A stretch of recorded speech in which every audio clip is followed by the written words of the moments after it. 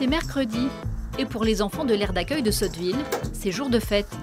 Comme 2 fois par mois, le camion des livres en balade débarque et il est aussitôt pris d'assaut. Ah, qu'est-ce que c'est ça? Un fil. Une bobine. Un fil. Une bobine de fil. Un fil. Elle courut et se jeta dans la fourrure douce et chaude de sa maman. Le ciel est noir, à présent tombe sur les étoiles pour voyager jusqu'à demain. Doum, doum, doum. Pour la plupart des familles ici, le livre n'est absolument pas présent dans les caravanes. Donc l'enfant n'est jamais en présence de papier, de crayon, de livres. Et c'est l'occasion pour eux ici de pouvoir expérimenter l'objet sans contrainte, en étant simplement dans le plaisir de lire, de regarder les images à son rythme. Il peut tourner les pages, revenir en arrière, s'arrêter en plein milieu de l'histoire s'il le souhaite.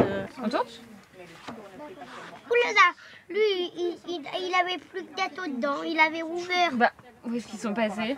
La maman chat, elle les a mangés. Non. Voilà 20 ans que le centre social, en partenariat avec 2 associations locales, amène des livres sur les aires d'accueil.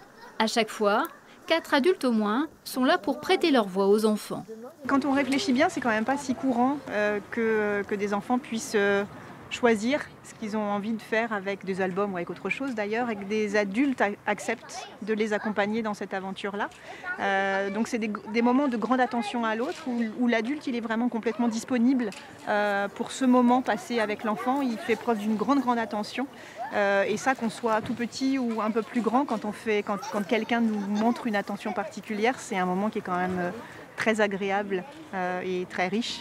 Le chêne a des feuilles caduques, dit-il à Zouza. Ah bon? Alors que sur l'aire, la vie continue. Pendant plus de 2 heures, au milieu des livres, les gamins vont et viennent.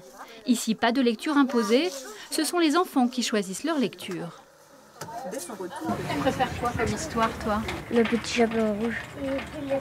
C'est triste, là.